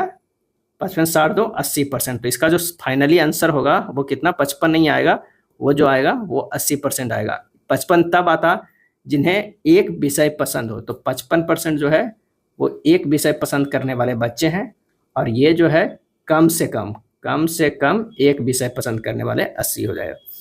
अगला प्रश्न है, किसी परीक्षा में 55% अभ्यर्थी अंग्रेजी में उत्तीर्ण हुए, 35% अभ्यर्थी गणित में जो है वो उत्तीर्ण हुए, और 20% अभ्यर्थी दोनों विषयों में उत्तीर्ण हुए। यदि दोनों विषयों में अनुत्तीर्ण अभ्यर्थियों की कुल संख्या 1200 है तो परीक्षा देने वाले अभ्यर्थियों की कुल संख्या कितनी है? यानी समझ लीजिए कि दो हमारे पास जो है वो फिगर ड्रॉ करेंगे। सबसे पहले इसमें देखेंगे तो कह रहा है कि 15% कितना है? 35% अभ्यर्थी गणित में है। कितना है? 35% जो है वो गणित में, और 55% जो है वो क्या है? अंग्रेजी में। अंग्रेजी हो जाएगा और ये गणित हो जाएगा। लेकिन दोनों विषय में जो उत्तीर्ण हुए वो कितने परसेंट है? तो वो 20% है। अब ये घट जाएगा, 55 से 20 अगर घट जाएगा तो कितना हो जाएगा? ये होगा 35% जो सिर्फ अंग्रेजी में उत्तीर्ण है, और ये घट के हो जाएगा कितना? 15% हो जाएगा। अब कह रहा है यदि दोनों विषय में अनुत्तीर्ण अभ्यर्थियों की कुल संख्या 1200 है, यानी 20% बराबर जो है कितना है? 1200 है। तो 1% का निकाल देते हैं, 1200 बटा 20 कर दीजिएगा तो ये हो जाएगा कितना? 60 हो जाएगा। यानी 1% कितना? 60 विद्यार्थी के बराबर। पूछ क्या रहा है प्रश्न में? तो परीक्षा देने वाले अभ्यर्थियों की कुल संख्या ज्ञात कीजिए। परीक्षा देने वाले अभ्यर्थियों की कुल संख्या ज्ञात कितना होगा? प्रश्न में कह रहा है कि केवल गणित में उत्तीर्ण छात्र 15% हो गया, और दोनों में उत्तीर्ण छात्र कितना हो गया? दोनों में उत्तीर्ण हो गया 35 प्लस 20 प्लस 15 बराबर कितना हो गया? 70% हो गया। और दोनों में अनुत्तीर्ण कितना हो गया? अगर अनुत्तीर्ण की बात करते हैं तो 70 तो दोनों में हुआ है, तो अनुत्तीर्ण 100 में से 70 घटा देंगे 30%। ये 30% जो है वो वैल्यू दिया हुआ है। 30% बराबर दिया हुआ है 1200 दिया हुआ है। तो कुल छात्र जो है वो कितना है? तो वो 100% है। 30 तो हो जाएगा आंसर कितना? 1200 बटा 30 गुना 100, आंसर हो जाएगा 4000। क्या हो जाएगा? 4000। ऑप्शन जो है वो डी हो जाएगा। क्या हो जाएगा?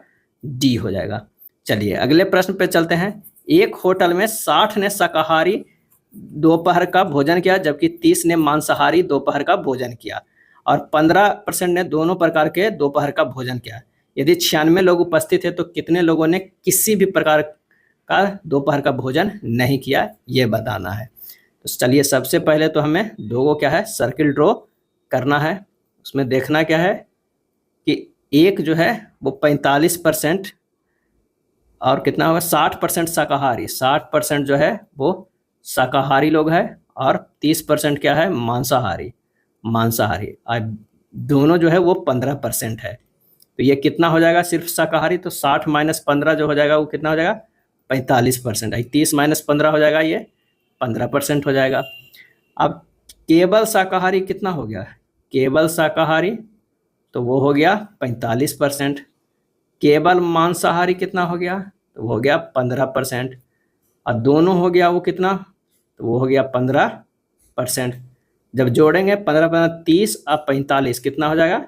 75%। टोटल जो हो गया 75%। ऐसे लोग की संख्या जिन्होंने किसी भी प्रकार का दोपहर का भोजन नहीं खाया। तो 100% टोटल लोग था, उसमें 75% लोग खाया है, 25% लोग जो है वो नहीं खाया है।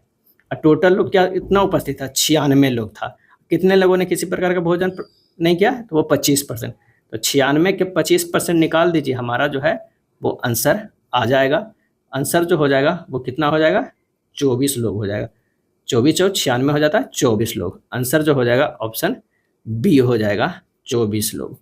चलिए, अब निर्देश दिया गया है कि 141 से 143 तक का प्रश्न है कि गणित और कंप्यूटर के विज्ञान में 25 छात्रों की एक कक्षा में 12 छात्रों ने गणित लिया है, उनमें से 8 छात्रों ने गणित लिया है किंतु कंप्यूटर विज्ञान नहीं लिया है।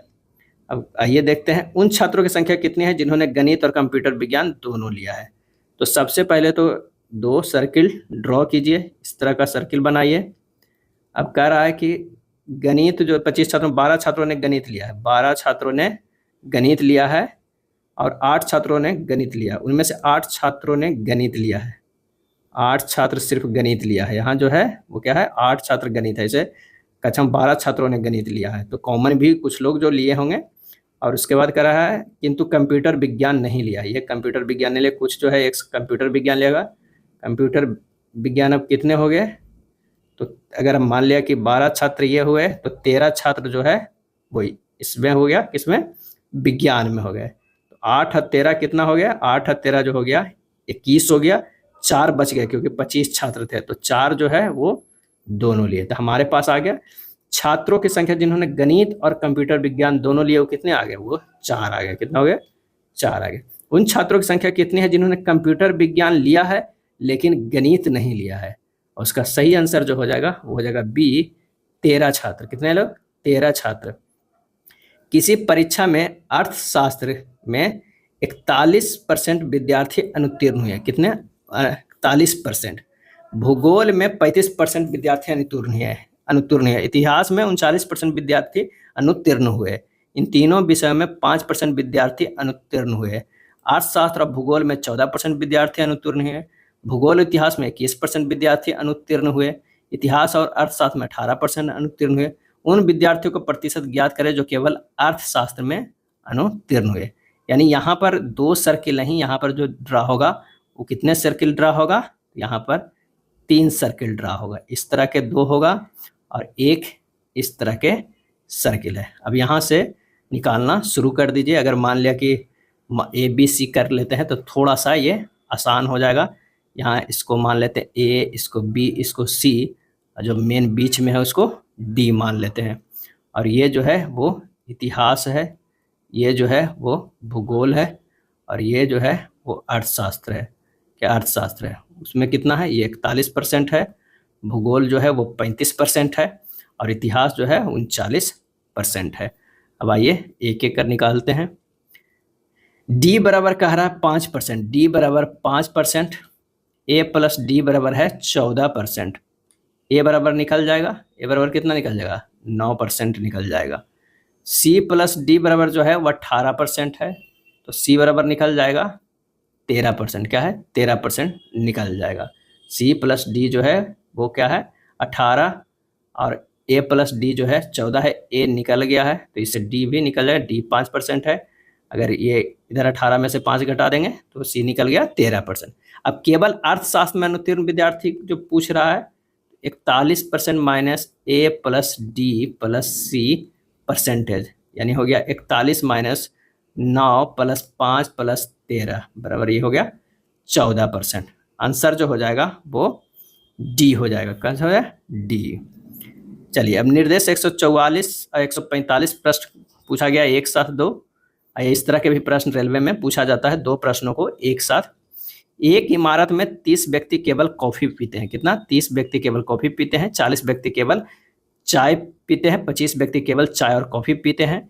20 व्यक्ति केवल चाय और दूध पीते हैं और 15 व्यक्ति चाय, कॉफ़ी और दूध तीनों पीते हैं। तो सबसे पहले आइए इसे फिर से 3 सर्किल ड्रॉ करते हैं, क्योंकि इस क्वेश्चन में है 3 सर्किल बनने वाले प्रश्न हैं।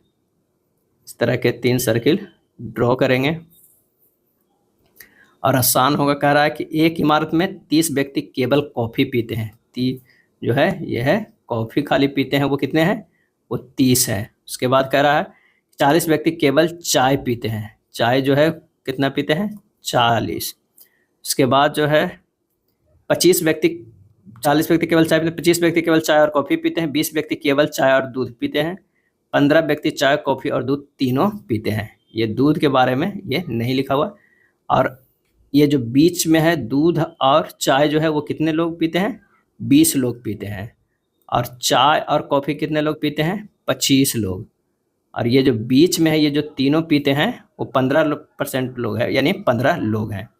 अब यहाँ से निकालना है चाय पीने वाले और कॉफ़ी पीने वालों की संख्या के बीच का अंतर क्या है। चाय और कॉफ़ी पीने वालों की संख्या के बीच का अंतर, तो ये हो जाएगा 40 + 25 + 20 + 15 माइनस हो जाएगा 30 + 25 + 15, यानी आंसर जो हो जाएगा वो कितना आ जाएगा, 30 आ जाएगा। आंसर ऑप्शन ए हो जाएगा।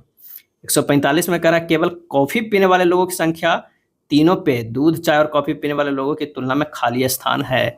तो निकालना है हमें क्या है कि केवल कॉफ़ी पीने वालों की संख्या कितनी है, केवल, तो वो 30 है। तो तीनों पीने वालों की संख्या कितना है, तो वो है 15 है। तो अंतर जो हो जाएगा हमारा क्या हो जाएगा, वो 15 हो जाएगा। क्या हो जाएगा, कितना आंसर जो हमारे पास आएगा वो हो जाएगा 30 - 15 = 15। आंसर क्या हो जाएगा, 15। 145 का जो हो जाएगा वो ए हो जाएगा, 15 अधिक। नेक्स्ट है 146 से 147। एक इलाके के 150 लोगों को रोजाना काम के लिए यात्रा करनी होती है। उनमें से 25 केवल बस से यात्रा करते हैं, 40 केवल ट्रेन से, 20 टैक्सी और ट्रेन दोनों लेते हैं, 30 केवल निजी कार का इस्तेमाल करते हैं, 25 बस और टैक्सी लेते हैं और बाकी केवल टैक्सी से यात्रा करते हैं। अब उन लोगों का प्रतिशत क्या है जो परिवहन के केवल एक साधन का इस्तेमाल करते हैं। तो केवल बस जो है, केवल बस लोग कितने लेते हैं, 25। केवल जो है रेलगाड़ी कितने लेते हैं, रेलगाड़ी वो भी लेते हैं 40। केवल कार जो है, कार लेते हैं वो कितना लेते हैं, 30। केवल टैक्सी जो होगा, केवल टैक्सी लेते हैं वो कितना है, 150 जो है वो टोटल लोग हैं उसमें से घट जाएगा 25 + 40 + 30 + 20 + 25, ये घट जाएगा तो आ जाएगा कितना, 10 आ जाएगा। क्या हो जाएगा, 10 आ जाएगा। यानी केवल टैक्सी जो लेते हैं वो केवल 10 है। केवल एक परिवहन उपयोग करने वालों की संख्या कितना हो गया, केवल एक परिवहन, तो हो गया 25 + 40 + 30 + 10 यानी 105। केवल एक साधन उपयोग करने वालों का जो परसेंटेज हो जाएगा 105 कितना में, 150 में, गुना 100 हो जाएगा 70%। आंसर जो हमारे पास जो होगा वो उन लोगों का प्रतिशत क्या है जो परिवहन में केवल एक साधन इस्तेमाल करते हैं, वो है 70% लोग। इन सभी में से कितने लोग यात्रा के लिए टैक्सी का इस्तेमाल करते हैं, टैक्सी का यात्रा के लिए टैक्सी का इस्तेमाल करते हैं। तो टैक्सी बराबर होगा केवल टैक्सी प्लस टैक्सी एंड रेलगाड़ी प्लस बस एंड टैक्सी, ये 3 हो जाएगा। यहाँ पर सिर्फ टैक्सी नहीं कर रहा है, टैक्सी पूछ रहा है, टैक्सी से यात्रा। एक तो केवल टैक्सी वाले लोग होंगे, दूसरा होंगे जो टैक्सी एंड रेलगाड़ी से आ रहे हैं, और तीसरा जो है बस प्लस बस एंड टैक्सी एक साथ जो करें, ये 3 लोग हैं। तो केवल टैक्सी जो हो गया वो 10 हो गया, टैक्सी पर रेलगाड़ी, टैक्सी एंड रेलगाड़ी जो हो गया वो कितने लोग, 20 लोग। अब बस प्लस टैक्सी जो हो गया वो कितने, 25, तो जोड़ के कितना हो गया, 55। आंसर जो हो जाएगा ऑप्शन ए हो जाएगा। क्या होगा, ऑप्शन ए होगा। नेक्स्ट चलते हैं टाइप 9 का प्रश्न। एक फर्म में पुरुष कार्यकर्ता का औसत वेतन 5200 रुपये है और महिला का 4200 रुपये है और सभी श्रमिकों का औसत वेतन 5000 रुपये है। फर्म में पुरुष श्रमिकों का प्रतिशत क्या है। तो आइए इसे सोल्व करते हैं। अगर पुरुष जो है वो कितना है, 5200 है, और महिला कितना है, 4200 है, औसत वेतन कितना है, 5000 है। तो इसे चलिए इस तरह करते हैं, ये हो जाएगा कितना, ये हो गया 200 और ये हो गया 800। कितना हो गया, 800, यानी 4:1 का रेशियो। पुरुष श्रमिक अनुपात कुल श्रमिक बराबर कितना हो गया, 4:4 + 1 हो गया। पुरुष प्लस कुल श्रमिक का 4:4 + 1 हो गया। तो पुरुष श्रमिक का प्रतिशत कितना हो जाएगा, पुरुष श्रमिकों का प्रतिशत बराबर जो हो जाएगा वो 4/5 गुना 100 बराबर क्या हो जाएगा, 80%। क्या हो, 80%। यही पूछ रहा है। आंसर जो हो जाएगा ऑप्शन बी हो जाएगा। क्या हो जाएगा, बी। नेक्स्ट है, एक गांव की कुल जनसंख्या 4000 है। क्या है, एक गांव की कुल जनसंख्या 4000 है। पुरुषों और महिलाओं की संख्या में क्रमशः 10% और 20% की वृद्धि होने पर गांव की जनसंख्या 4500 हो जाती है। नए सदस्यों के आने से पहले गांव में पुरुषों की संख्या कितनी थी? तो जनसंख्या की कुल वृद्धि कितना हुआ, 4500 माइनस 4000 बटा ये 4000 गुना अगर 100 करेंगे तो जो वृद्धि हुआ है वो 12.5% के हुआ है। कितना निकल के आया, 12.5% के। यानी जिसमें जो है 10% पुरुष का हुआ, 20% महिला का, एवरेज 12.5% हुआ। अगर दोनों का अंतर देखते हैं तो ये 7.5 हुआ। इसका अंतर जो हो गया 2.5, यानी 3:1 का। वृद्धि से पहले पुरुषों की संख्या कितनी थी? तो वृद्धि से पहले पुरुषों की संख्या जो थी, अगर मान लिया कि पहले 4000 था तो ये कितना हो गया, 4000 बटा 4 गुना 3 कर देंगे, ये हो जाएगा कितना, 3000। क्या होगा, 3000। आंसर जो हमारे पास हो जाएगा डी, 3000 हो जाएगा। अगला प्रश्न है, एक किराने की दुकान दो अलग अलग विक्रेताओं द्वारा पैक किए गए रस की 600 बोतलें खरीदी है। 20% माल पहले विक्रेता द्वारा और 80% दूसरे विक्रेता द्वारा लिया जाता है। एक बोतल का विक्रय मूल्य 25 रुपये है। दूसरे विक्रेता के सामान को देखने के बाद दुकानदार को पता चलता है कि 25% सामान केवल एक दिन तक ही इस्तेमाल किया जा सकता है। वह माल वापस करने का फैसला करता है। उसे दूसरे विक्रेता से कितना पैसा मिलेगा? तो आइए इसे सोल्व करते हैं। दूसरे बिक्री से खरीदी गई बोतल जो है वो कुल बोतलों का कितना है, 80% है। यानी 600 बोतल है, उसका 80%। तो जब इसे करेंगे तो कितना हो जाएगा, 480 है। अब बोतलें जिनका जीवन एक दिन था वो कितना है, 25%। यानी 480 गुना 25/100, ये कितना हो जाएगा, 120 बोतल। तो उसे मिलने वाले पैसे कितने हो गए, 120 गुना 25 बराबर कितना हो गया, 3000 रुपये। कह रहा है कि एक बोतल का विक्रय मूल्य 25 रुपये, दूसरे विक्रेता को जो है 25% सामान जो है एक दिन तक इस्तेमाल कर सकते हैं। तो कितना हो गया, वह माल वापस करने का फैसला करता है, उसे दूसरे विक्रेता से कितना पैसा मिलेगा। जो एक दिन रहा है उसको वापस करना है, जिसका वैलिडिटी एक दिन है उसे वापस करना है। कितना हो जाएगा, 3000 रुपया उसे मिलेगा वापस करने पर। आंसर जो हो जाएगा ऑप्शन सी हो जाएगा। मॉरिस ने अपनी आय का 25% भोजन पर खर्च किया। उन्हें 1000 रुपये की वृद्धि मिली, लेकिन उन्होंने खाद्य सामग्री पर अपना खर्च नहीं बढ़ाया, अतः उसका भोजन का खर्च 20% कम हो गया। उनका प्रारंभिक आय क्या था? अब माना कि मॉरिस का वेतन जो है वो 100 रुपया था और एक्स का वो क्या करता है, 25% वो भोजन पे खर्चा करता है। क्या करता है, 1% जो खर्चा करता है, यानी 1/4 रुपया खर्चा करता है। मॉरिसस का नया वेतन जो है, मॉरिस को कितना हो गया, x + 1000 जो है वो नया वेतन हो गया। अब x + 1000 जो है वो नया वेतन है। उसमें कह रहा है कि भोजन का खर्च 20% कम हो गया। क्या है, भोजन का जो खर्च है 20% कम हो गया। 20 बटा अगर 100 निकालें तो 1/4 के बराबर हो जाएगा। इसे जब और इस सोल्व करेंगे तो ये हो जाएगा कितना, तो हो जाएगा 1/4 माइनस 1/5 बराबर 200। x बराबर जो हो जाएगा 4000 रुपया। क्या हो जाएगा, x बराबर 4000। ऑप्शन जो हो जाएगा वो डी हो जाएगा। अगला प्रश्न है कि एक परीक्षा उत्तीर्ण करने के लिए पूर्णांकों का 50% लाना आवश्यक है। परीक्षा में 2 प्रश्न पत्र शामिल है। एक छात्र ने 200 पूर्णांक वाले पहले प्रश्न में 40% अंक प्राप्त किए हैं। परीक्षा में उत्तीर्ण होने के लिए 150 पूर्णांक वाले दूसरे प्रश्न पत्र में उसे न्यूनतम कितने प्रतिशत अंक प्राप्त करने होंगे।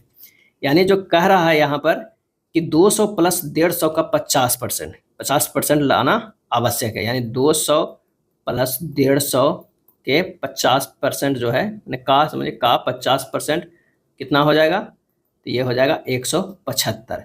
पहले पेपर से प्राप्त अंक कितना है, तो वो है 40%। 200 गुना 40/100 यानी 80 है। दूसरे पेपर में कितना है, 175 माइनस 80 घटा देंगे, यानी दूसरे पेपर में 95 लाना होगा। क्या लाना होगा, 95। तो दूसरे पेपर में परसेंटेज अंक बराबर कितना हो जाएगा, 95। पूर्णांक कितना का है, 150 का, गुना 100 कर देंगे तो हमारा जो आ जाएगा वो 63.33% यानी 64%।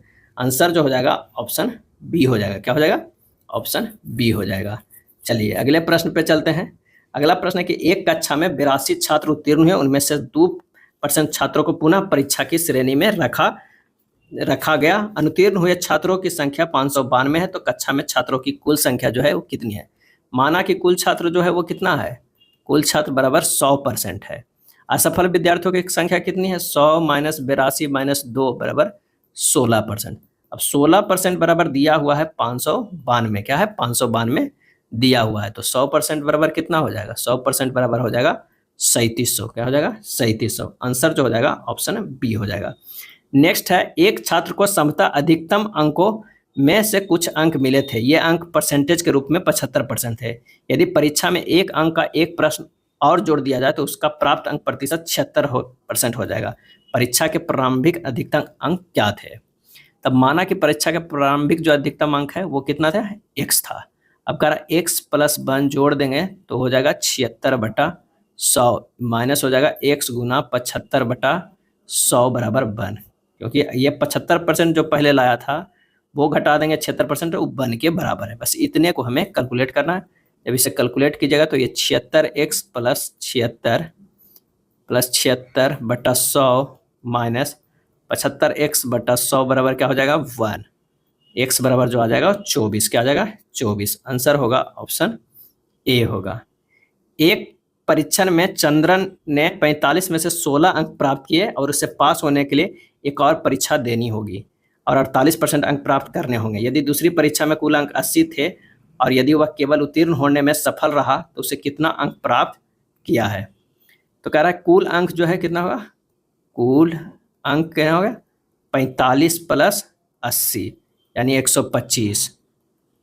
प्राप्त अंक कितना किया? प्राप्त अंक जो है वो 16। उत्तीर्ण जो हो जाएगा, उत्तीर्ण अंक बराबर कितना हो गया? 125 के 48% लाना है। क्या? 48% बराबर ये 60 हो जाता है। तो अभीष्ट अंक कितना है? वह 60 माइनस 16 कर दीजिए, हो जाएगा यही 44। आंसर जो हो जाएगा वो बी हो जाएगा। क्या होगा? बी होगा। नेक्स्ट है, 135 छात्रों की एक कक्षा में लड़कों की संख्या लड़कियों की संख्या से दुगनी है। क्या है? दुगनी है। अगर मान लिया 135 है, उसमें अगर लड़का 2 है तो लड़की जो है वो 1 है। अगर वार्षिक परीक्षा में 1/6 लड़के तथा 1/3 लड़कियां अनुत्तीर्ण हो गई। क्या हो? अनुत्तीर्ण हो गई। उन छात्रों की प्रतिशत ज्ञात कीजिए जो परीक्षा में उत्तीर्ण हुए। क्या है? जो परीक्षा में उत्तीर्ण है।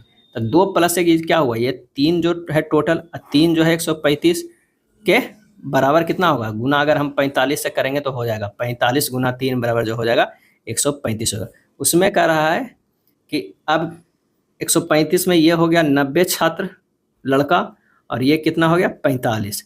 1/6 जो है वो अनुत्तीर्ण हो गया, यानी 15 लोग अनुत्तीर्ण हो गया। उत्तीर्ण कितने लोग हैं? 75 लोग। इसमें से जो है 1/3 लोग अनुत्तीर्ण हुआ, 15 जो है अनुत्तीर्ण हुआ। इसमें उत्तीर्ण जो हुआ 30। अब कह रहा है कि उन छात्रों को प्रतिशत ज्ञात कीजिए परीक्षा में उत्तीर्ण हुए थे। कितना? 75 प्लस 30 जो है उत्तीर्ण हुए, यानी हो जाएगा 105 लोग उत्तीर्ण हुए। टोटल कितना है? 135 छात्र गुना 100 कर दीजिए, आ जाएगा हमारा आंसर 77.78%। 77.78% आंसर सी हो जाएगा। 50 लड़कियों और 70 लड़कों की एक कक्षा ने एक संगीत कार्यक्रम परियोजित किया। यदि 40 लड़कियों और 50 लड़कों ने कार्यक्रम में भाग लिया तो कक्षा का लगभग कितना प्रतिशत हिस्सा कार्यक्रम में उपस्थित था? तो लड़कियां क्या थे? 50 और लड़के कितना थे? 70। इसमें 40% लोग भाग लिया, इसमें 50% लोग भाग लिया। भाग लेने वाला ये 20 हो गया, इसमें भाग लेने वाला 35 हो गया। प्रतिशत जो हो गया वो कितना हो गया? 20 प्लस 35 बटा 50 प्लस 70 गुना 100, सीधे कितना हो गया? 46%। सिंपल सा है, आप इसे एक बार में निकाल सकते हैं। डी जो है इसका आंसर हो जाएगा। 158 का जो है, एक स्कूल में लड़कों और लड़कियों की संख्या का अनुपात 5:6 है। 20% लड़के और 25% लड़कियां छात्रवृत्ति धारक हैं। कितने छात्रों की छात्रवृत्ति जो है वो नहीं मिली है? तो 5 और 6 जो है वो लड़के और लड़कियां हैं। माना कि इसको 500 मान लेते हैं, 100 से गुना करते हैं, इसको 600 कर लेते हैं। इसका जो है 25% जो है लड़कियां छात्रवृत्ति धारक है, यानी 150 लोग हैं। और इसका जो है 20% छात्रवृत्ति धारक है, तो ये 100 हो गया। आवश्यक छात्र जो है, आवश्यक छात्र हो जाएगा, ये कितना हो जाएगा? 400, ये 450 हो जाएगा। तो अभीष्ट प्रतिशत कह रहा है कि कितने छात्रों की छात्रवृत्ति नहीं मिली है। तो ये हो गया 400 450 कितना 850 कितना में 1100 छात्रों में गुना 100 कर दीजिए, हो जाएगा 850/11%। 850/11% ऑप्शन जो हो जाएगा वो डी हो जाएगा। 159 नंबर प्रश्न पे चलते हैं। एक कस्बे की जनसंख्या 9000 है, उनमें से 5/9 पुरुष और शेष महिलाएं हैं। 40% पुरुष विवाहित है, इसलिए विवाहित महिलाओं का प्रतिशत कितना हो जाएगा। 159 नंबर के सबसे पहले तो ये देखिए कि 9000 जो है वो जनसंख्या, उसमें पुरुष जो है वो कितना है 5/9 है, यानी हमारे पास जो हो जाएगा 5000 पुरुष है और 4000 क्या है महिला है, क्या है महिला है। अब विवाहित जो है वो कितना है, 40% पुरुष विवाहित है, यानी 40% विवाहित हैं, 40% तो ये कितना हो जाएगा, ये 2000 लोग विवाहित हैं। तो विवाहित 2000 जो है वो महिला भी होंगे। तो विवाहित महिलाओं का प्रतिशत कितना है, 2000 में 2000 विवाहित है कितने में 4000 में गुना 100, यानी 50% जो है वो महिला क्या है विवाहित है। आंसर हो जाएगा वो ए हो जाएगा। चलिए नेक्स्ट है, एक गांव की जनसंख्या 55,400 है, जिसमें से कह रहा है जिसमें से 5/9 भाग पुरुष है और शेष जो है जनसंख्या महिलाओं का। यदि 3/5 पुरुष विवाहित है तो विवाहित महिलाओं का प्रतिशत क्या हो जाएगा। सेम उसी तरह का प्रश्न है। 900 अगर इसको मान लेते हैं क्या है जनसंख्या 55,400 है, लेकिन इसे अगर हम सिंपल कैलकुलेशन के लिए 900 मानते हैं और इसको 5/9 जो है वो पुरुष है, यानी कितना है 500 पुरुष है, तो 400 जो है वो महिला है। उसमें कह रहा है कि 3/5 जो है वो विवाहित है, यानी 300 विवाहित है, तो महिला भी जो है वो 300 विवाहित होगी, कितना 300 है। तब विवाहित महिलाओं का कह रहा है प्रतिशत, तो 300 बटा क्या हो जाएगा कितने का, तो 300 बटा कितने में 400 में। तो हमारे पास जो है 300/400 गुना 100 बराबर हो जाएगा 75%। 75% ये 55,400 देने का कोई मतलब भी नहीं निकलता, ये 75% आ जाएगा। आंसर हो जाएगा ऑप्शन डी, 160 के डी हो जाएगा। चलिए अब 161 नंबर प्रश्न पे आते हैं। 161 नंबर प्रश्न पे है कि यदि किसी गांव की जनसंख्या 5 वर्ष में 17,500 से बढ़कर 2,62,500 हो जाती है, तो जनसंख्या में प्रतिवर्ष होने वाले औसत प्रतिशत वृद्धि ज्ञात कीजिए। तो बढ़ी हुई जनसंख्या जो हो जाएगा वो कितना हो जाएगा, तो 2,62,500 से घटा देंगे 17,500, 1,75,000 घटा देंगे, ये हो जाएगा 87,500 हो जाएगा। तो बढ़ी हुई प्रतिशत बराबर जो हो जाएगा 87,500 से लेके कितना भागा 1,75,000 गुना 100% बराबर हो जाएगा 50% की वृद्धि हुई है। आंसर जो हो जाएगा कितना हो जाएगा, तो वो हो जाएगा 50% की 50 नहीं, ये 50% का नहीं हो जाएगा, ये होगा 50 सॉरी ये हो गया 50% के, तो वृद्धि हुआ 5 साल में सॉरी। तो एक वर्ष में प्रत्येक वर्ष कितना होगा, प्रत्येक वर्ष जो वृद्धि हुआ उससे तो 50/5 से भागा दीजिए 10%, औसतन प्रतिशत वृद्धि जो है वो 10% हुआ। नेक्स्ट कह रहा है कि किसी दी गई आबादी में 20% आबादी अस्थमा से प्रभावित है, जिसमें से 90% अस्थमा के रोगी आटा मिलों में काम करते थे। यदि कुल जनसंख्या का 30% आटा मिलों में काम कर रहा है, तो आटा मिलों में काम करने वाले लोगों का प्रतिशत क्या होगा जो अस्थमा से पीड़ित है। तो माना कि कुल जनसंख्या कितनी है 100 है, तो सामान्य जनसंख्या जो है वो कितना है, तो 100 गुना 80/100 यानी 80 है। अस्थमा से प्रभावित जो है वो कितना है, तो वो बच गया 20 लोग प्रभावित है, कितने 20।